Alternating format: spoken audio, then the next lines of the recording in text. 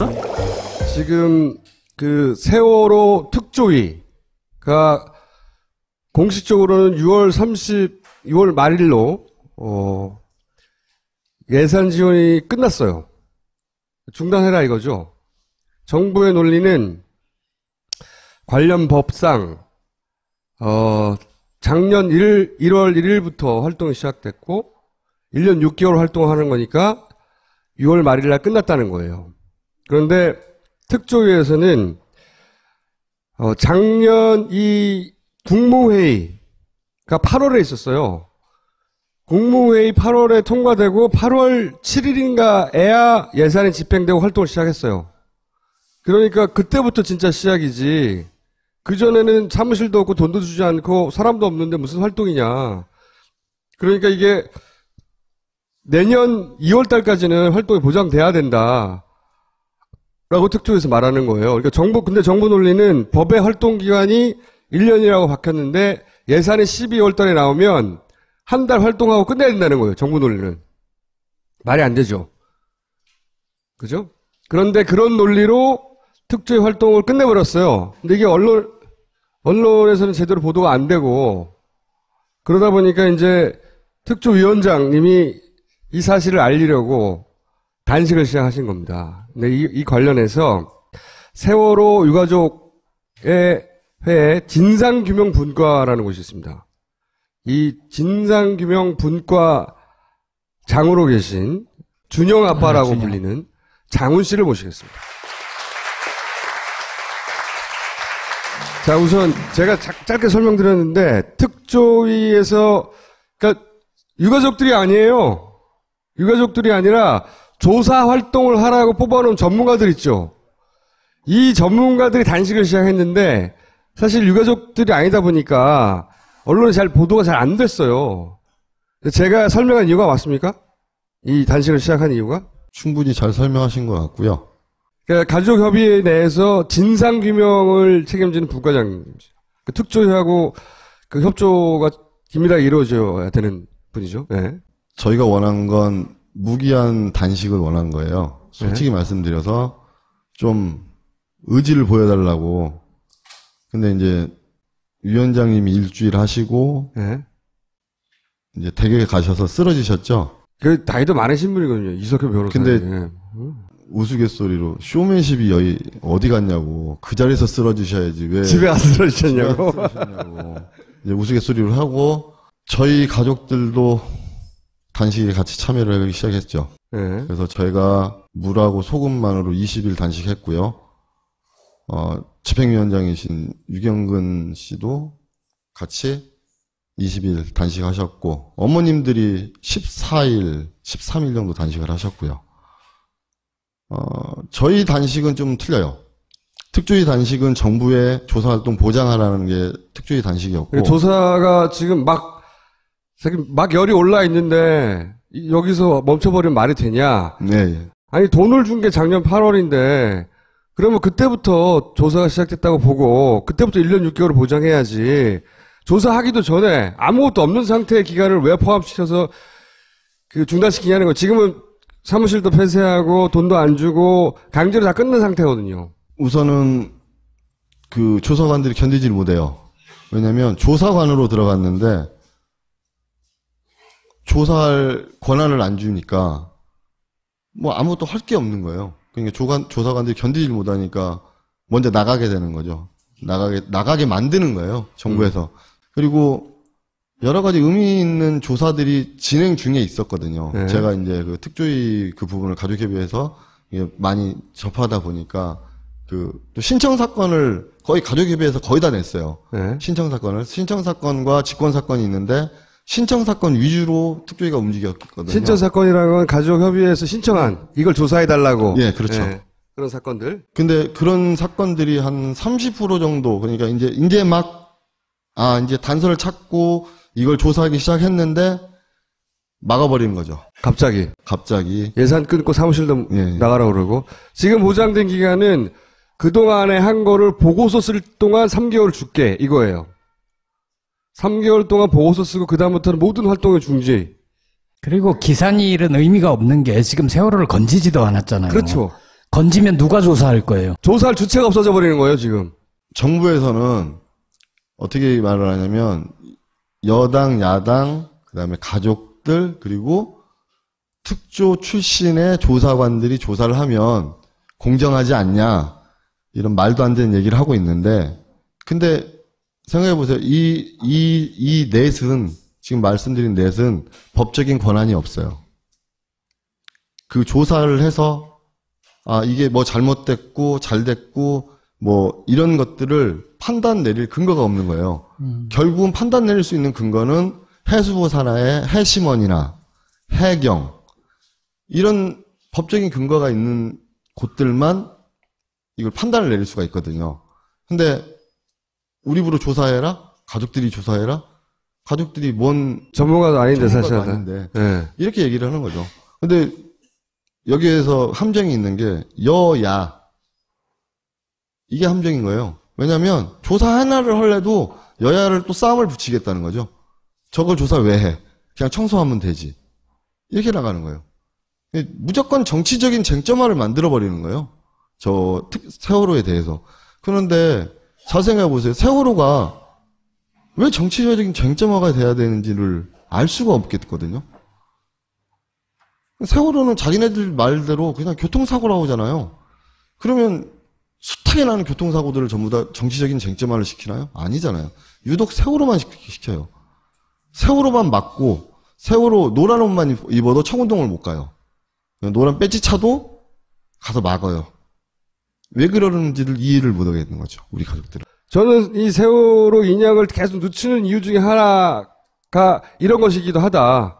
특조위 다 없애버리고 해체시켜버리고 끝내버리고 회 올라왔어요. 누가 조사해요? 지금 뭐 잘 아시다시피 파파이스에서 그 김 감독님이 네. 그 앵커 부분이랑 그 앞에 파손된 부분들 네, 언급했었죠. 다 훼손시켰죠. 네, 잘라버리고 앵커를. 앵커가 솔직히 말씀드려서 인양하는데 그 방해되는 거 아니거든요. 근데 전문가들한테 물어봤는데 그 인양할 때 앵커 자르는 경우가 없대요. 그거 왜 자르냐고. 잘랐어. 이번에 선수 들기 하면서 훼손된 부분이 또 유독 찢었다고 그래 저희가. 우리 김 감독님이 의문을 제시했던 그 부분이고 네. 특조위에서 그 부분에 이제 줄을 슬링이라고 그래요. 그 슬링 걸개를 만들겠다 했을 때 특조위에서 작업 중지를 시켰었어요. 훼손시키면 안 된다고 그 부위를. 네. 근데 거기 다 잘라내고 거기다 줄을 걸겠다 해가지고 걸었는데 훼손이 된 거죠.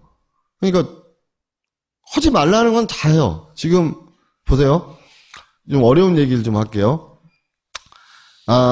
2015년 1월 달에 세월호 선체 처리 기술 TF라고 해서 서울대 본명을 밝혀서 좀 죄송한데 이규열 교수팀이 세월호를 인양할 수 있는 방법이 있을까를 조사를 하고 국내 전문가들하고 그 팀을 만들어서 조사를 했어요. 근데 그때 나온 얘기가 뭐냐면 부력제라고 해요. 이 안에다 넣는 풍선 같은 거예요. 부력제를 쓰지 않고 그 구멍 95개를 뚫고 거기 그 철골에다가 그 배도 이렇게 그냥 그 철판으로만 만들어진 게 아니고 거기에 뼈대가 있을 거 아니에요. 그 뼈대에다가 줄을 걸어서 들어 올리면 충분히 가능하다가 우리나라 기술진들의 최고의 기술진들의 그 의견이었어요. 근데 지금 상하이 살베지가 하고 있는 인양 방식은 뭐냐면 뭐 지금 잘 아실지는 모르겠지만 배 구멍이 149개 뚫려 있고요. 벌써 뚫었어요. 그다음에 훼손이라는 훼손은 다 돼 있고 거기다가 가장 쓰지 말아야 될 부분이 부력제예요. 부력제라 하면 안에 풍선을 넣는 거예요. 풍선을 넣어서 무게를 줄이는 건데 이게 그 부력제는 외부에 다는 거거든요. 원래가. 근데 지금 얘네들 그 공법은 안에다 넣는 거예요. 배 안에다가 풍선을 좀 더 이제 세밀하게 들어보면 수압이라고 그러잖아요. 40m 수압과 20m 수압과 10m 수압은 엄청난 차이가 나요. 그럼 풍선을 갖고 목욕탕에 가셔가지고 한번 밑으로 쑥 내려보세요. 그럼 풍선이 줄어들 거예요. 그렇죠. 부피가 준다고요. 근데 그 풍선을 팡팡하게 해서 올리면 그 풍선은 계속 부풀어 오르겠죠. 그렇겠죠. 그러면 이걸 공기를 빼줘야 돼요. 그래야 그 무게를 유지하면서 부력을 유지하고 올라오는 거거든요. 근데 지금 얘네들 공법은 안에다 집어넣었단 말이에요. 네. 배 안에다가. 그러면 이게 공기가 빠져나갈 데가 없는 거예요. 네. 그래서 크레인이 10,000톤짜리가 크레인이 이게 들었다고 치더라도 어느 한 곳에 그 부력제가 올라오다가 잘못됐을 경우 이게 폭발을 해버리면 부력제가 터져버리면 거기에 갑자기 무게중심이 확 쏠리는 거예요. 그렇게 되면 세월호는 기우뚱한다. 기우뚱해서 주저앉아버리는 거죠. 굉장히 위험한 공법이네요. 예, 그렇죠. 그래서 국내 기술진들은 부력제를 배제를 시켰어요. 네. 세계 최고의 기술력을 갖고 있는 업체라고 소개한 상하이 살비지는 그 부력제 기술을 쓰는 거예요. 훼손도 더 많이 시키고. 이런 것들을 우리가 계속 누차 얘기를 했는데 해수부는 콧바퀴도 안 끼는 거죠. 세계 최고의 기술력을 가진 업체입니다. 이 업체가 양쯔강에서 여객선 침몰했을 때 바로 들어올렸죠. 이틀 만에 들어올렸죠. 네. 인양이라는 게 아주 어려운 작업이에요. 모든 계산을 다 하고 올려야 되는 거예요. 이틀 만에 그 배를 올렸어요. 그러면 그 계산값이 나왔을까요? 막노동이라고 하죠. 노가대라고 하죠. 지금 현재 세월호가 그 모양 그 꼴을 하고 있는 거예요. 완전히 계산값이 없어요. 그래서 9월이라고 했다가 지금은 정부에서는 언제 인양한다는 겁니까? 10월 말로 얘기는 하고 있고요. 해수부 장관의 답변이 국회 농해수위에서 이제 물어봤나 봐요. 그랬더니 10월 말 정도로 잡고 있다고 하는데 저희 가족들이 좀 많이 돌아다니면서 정보를 많이 얻어요. 근데 상하이 살베지에 지금 지시 내려온 거는 네. 11월 말까지 대기하라. 대기하라? 대기하라. 뭐냐면 그때까지도 못 올라올 수 있다. 11월 말까지. 근데 상하이 살베지는 12월 말까지가 계약 기간이에요. 그분들도 그 계약 기간 안에 못 건지면 그냥 종료하고 가나요? 네, 그렇죠. 의도적으로 지연시키고 있다. 이런 의혹을 가지고 있는 거죠. 2015년 4월 달에 2주기 즈음에서 박근혜 대통령이 해외 순방을 나가기 전에 선물 던져주듯이 인양이 가능하다는 걸 던져줬고요. 그때 나온 게 뭐냐면 특조위의 특별법 시행령이 나와요. 두 가지를 놓고 계속 저울질을 하는 거예요. 정부는. 시행령이 완전히 말도 안 되는 시행령이 나온 거예요. 그래서 저희는 인양은 인양대로 그때 발표가 났으니까 그럼 이제 시행령 싸움에 들어가서 저희가 막 그 광화문 저기 누강 밑에도 가 있고 그때 뭐 잘 아실 거예요. 어머님들 막 화장실도 못 가게 해가지고 막 삥 둘러서 거기서 자체 해결하게 하고 노상방뇨하게 하고 이런 싸움을 그때 시작한 거죠. 그래서 여태까지 국회에서 만든 법을 시행령을 고친 거는 2번 해서 고친 거는 유일무이하게 세월호 특별법이 처음이에요. 근데도 이런 것들을 언론에서는 나오질 않아요. 어떻게 고쳤나요? 우선 조사국장 그거를 가족들이 임명하는 아니면 그 야당이 임명하는 그 외부에 있는 사람으로 조사국장을 만들어야 된다. 거의 오케이를 했는데 아직까지도 조사국장이 안 와요. 아니, 특조위 끝났는데 조사국장 언제 옵니까? 조사국장이 중요한 이유가 뭐냐면 여러 가지 사건들이 있으면 병합을 하고 어느 게 중요한가를 결정을 내리고 거기에다가 조사관을 투입을 해야 되는 게 조사국장이에요. 그리고 일과장이 중요하고 근데 일과장은 양보를 했어요. 일과장은 공무원 파견을 넣어라. 근데 조사국장을 안 놓고 일과장만 내려온 거예요. 그러니까 조사국장을 좀 내려달라. 그래야 신청 사건을 분류를 해서 병합하고 이 작업이 원활하거든요. 아직까지도 안 내리고 있죠. 가족협의회에서 이 단식을 같이 하게 된 것은 이거 좀 다르잖아요, 또. 네, 그 그렇죠. 이유는 그거까지만 오늘 설명해 주세요. 우선 특조위 동료 단식이라고 알고 계신 분들이 많은데 가족협의회 단식은 동료 단식이 아니었습니다. 저희의 단식은 제가 준영 아빠지만 준영 아빠로 단식한 게 아니고요. 저는 4.16 가족협의회 진상규명 분과장으로 단식을 시작한 겁니다. 누구한테 항의 표시이냐면 야당이죠. 저희가 야당 그러니까 20대 국회, 19대 국회는 참 나쁜 국회였어요. 근데 20대 국회에서는 여소야대의 국회고 해서 20대 국회 시작하자마자 막 다 될 것처럼 저희한테 얘기를 해줬어요. 그런데 정작 국회의장님께서는 여론을 모아오라고 하질 않나. 왜냐면 뭐 사안마다 틀리겠지만 특검 발의를 하게 되면 이 특조위에서 특검 발의를 하게 되면 여야가 기소권 수사권 없는 그 특조위를 만들어주는 대신 특검 발의를 하게 되면 상시특검법에 의해서 무조건 본회의 상정해서 처리하겠다가 우리하고 약속이었어요. 가족들과 사인 다 했어요. 그때 여당 대표, 야당 대표, 저희 가족 대표까지. 근데 그걸 다 헌시작처럼 깨버렸어요. 그러면 저희가 직권상정이라도 해달라고 요구를 한 거고, 두 번째는 뭐냐면 야당한테 희망을 좀 보여달라는 거였어요. 근데 지금의 야당은 그게 안 보인다는 거예요.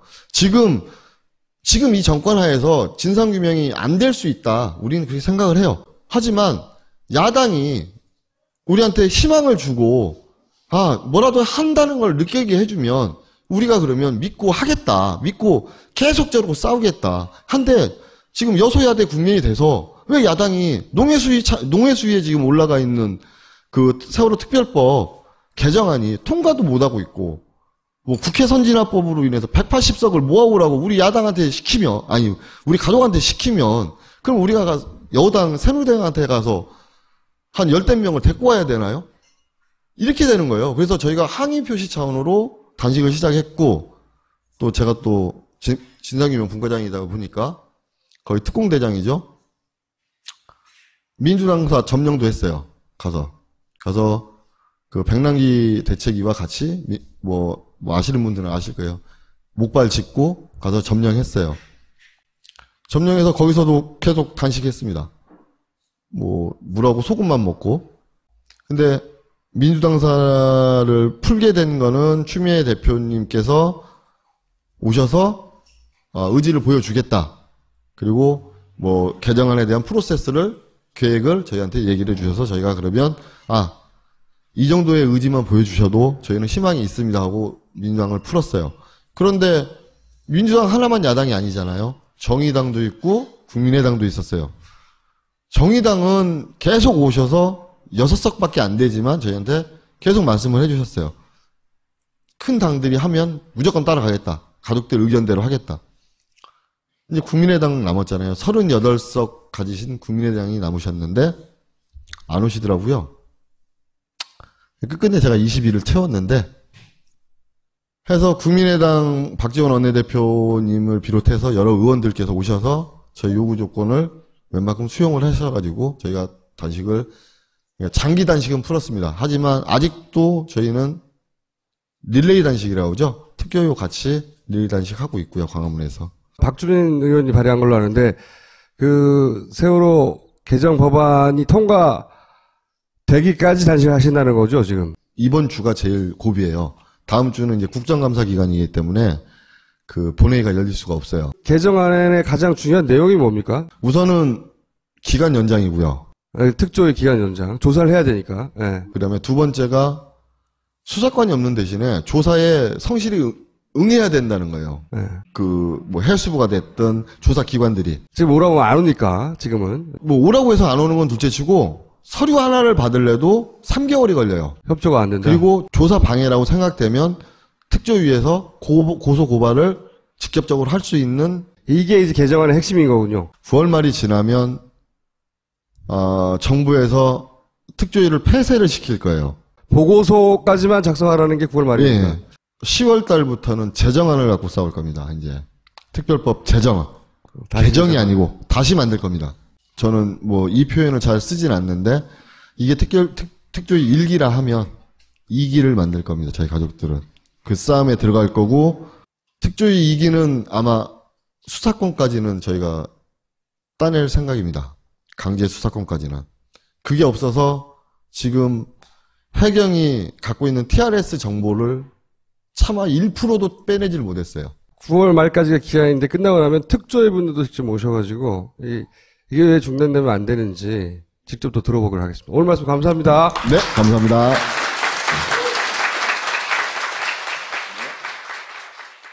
동은 싸고 다녔냐? 미치도록 싸고 싶다. 빅동의 추억. 미궁 장사랑! 구렁이 똥 이뻤다. 장이 살아야 내 몸이 산다. 혈중 콜레스테롤 개선과 배변 활동에 도움을 주는 건강기능식품 빅동의 추억 미궁 장사랑.